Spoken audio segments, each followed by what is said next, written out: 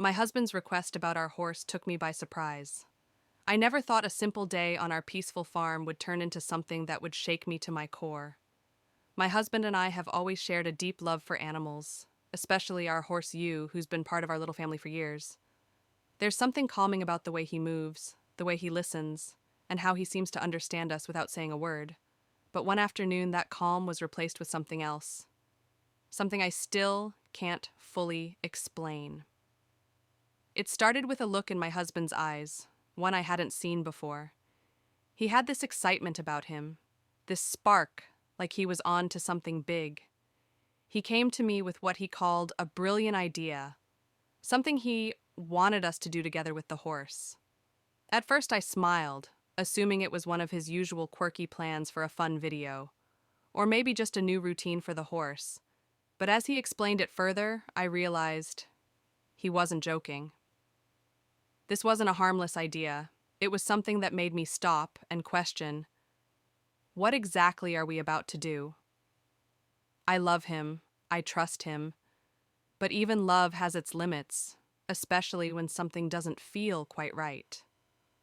I could hear the way his voice softened when he said, "Just trust me, it'll be amazing." And maybe that's what scared me the most, the way he believed in it so deeply while I stood there, filled with doubt. The horse stood quietly nearby, unaware of the growing tension between us, but even he seemed to sense something was off. In that moment, as I looked from my husband to the camera he had set up, one question echoed in my mind. Am I about to cross a line I can't come back from? I stood there for a while, unsure whether to move closer to the camera or walk away. My husband had already begun adjusting the angles, talking about lighting and how natural everything looked. He was so calm, so focused, as if this whole setup was completely normal. But in my chest, a tightness had started to build, like my body was warning me before my mind could catch up. I watched him move with purpose, and that's when it hit me. He had planned this for a while.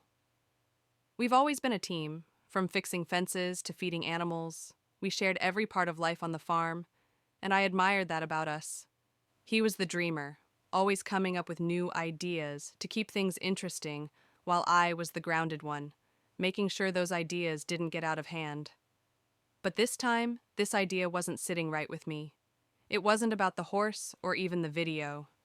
It was about how far he was willing to push something just because he believed it could be great.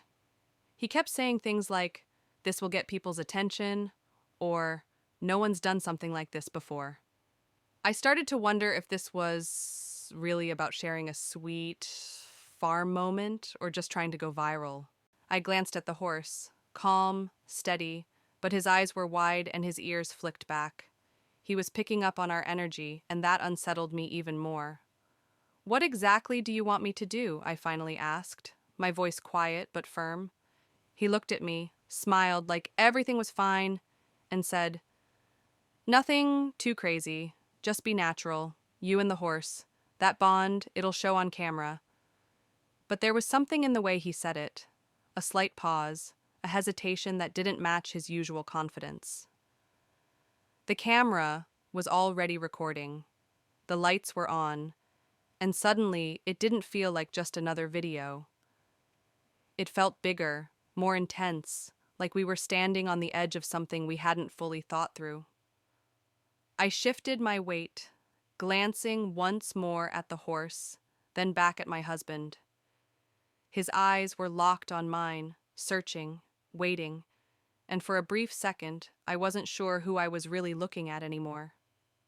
I tried to steady my breathing, but my mind was racing with questions I couldn't push away. Why was he being so vague? Why did this feel more serious than he was letting on? I watched him walk over to the tripod again, making slight adjustments as if the perfect shot mattered more than the mood hanging between us.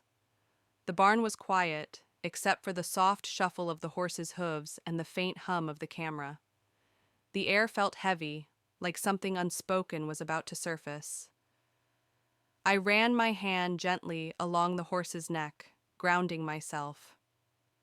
This horse wasn't just an animal to me. He was part of our family.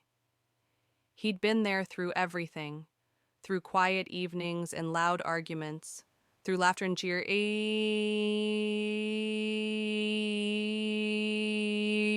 when I just needed someone to stand beside me, and now he was caught in the middle of something he didn't understand. My husband's voice cut through the silence. Come stand right here, just like we practiced. I hesitated. Practiced? We hadn't really practiced anything. He had mentioned ideas, yes, but never something this specific. My legs moved almost out of habit as I stepped toward the spot he pointed at. The horse shifted slightly, restless, now sensing something wasn't right.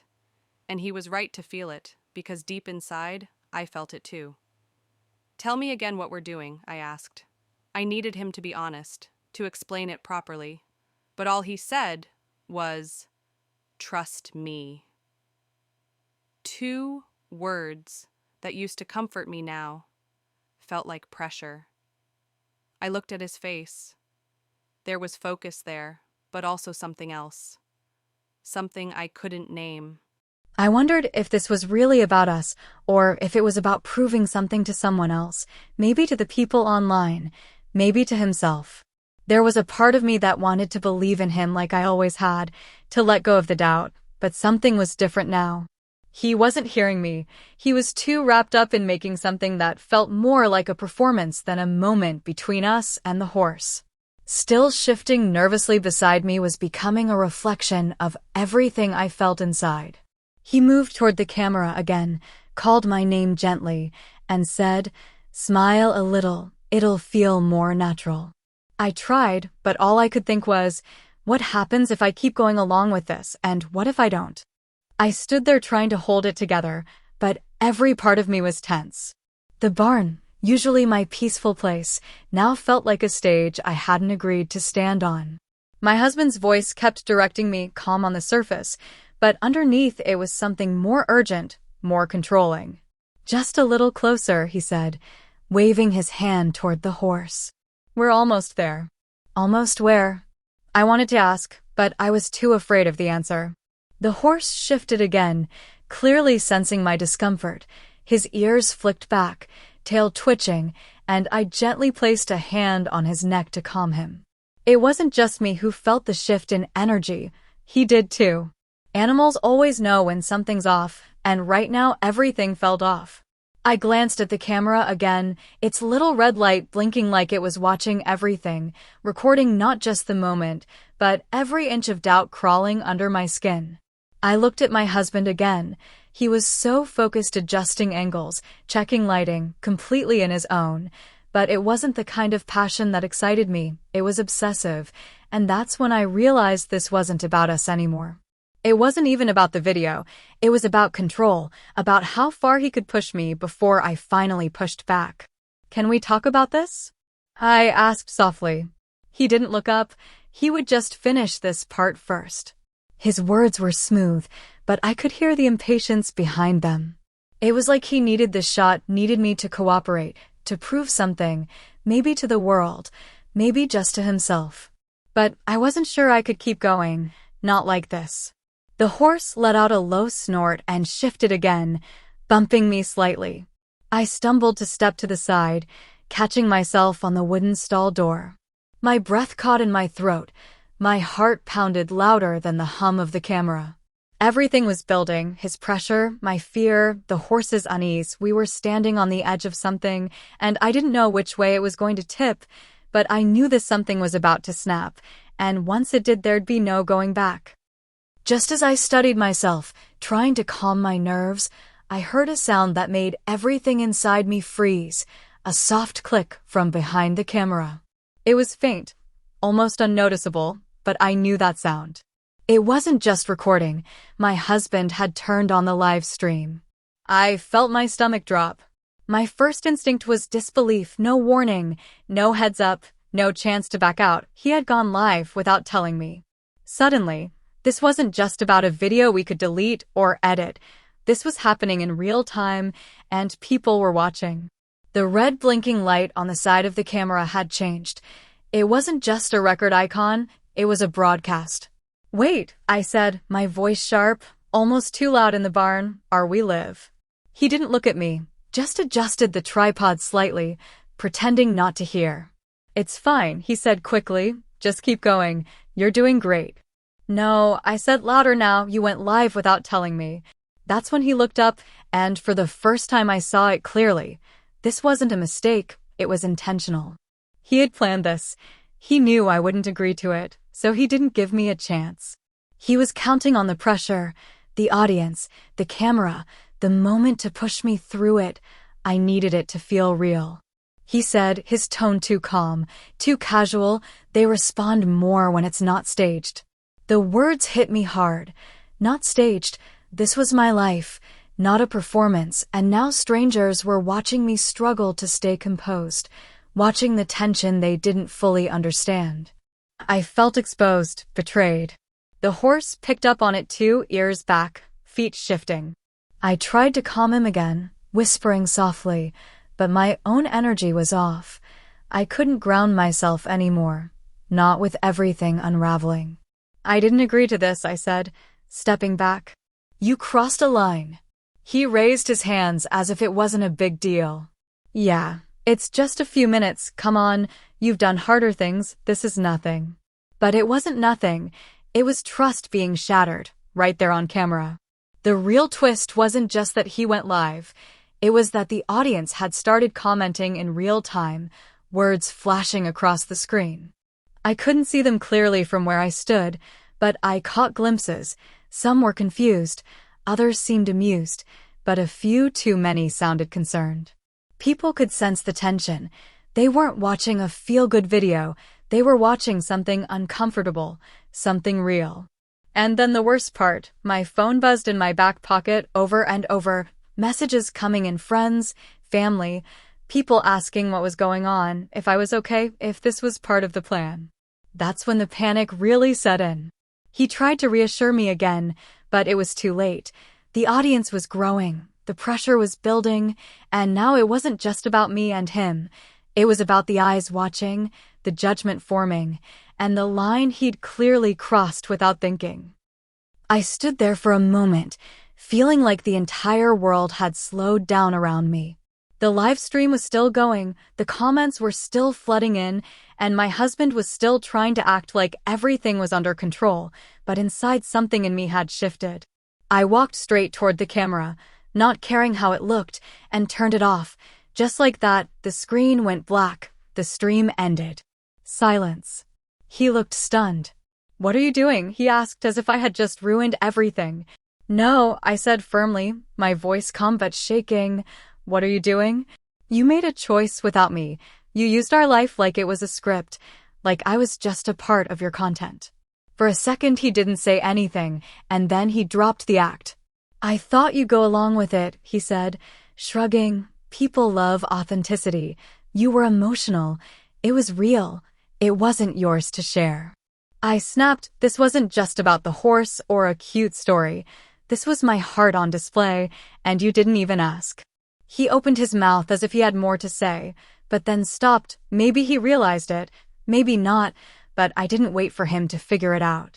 I walked past him and toward Max, our horse who had been pacing nervously.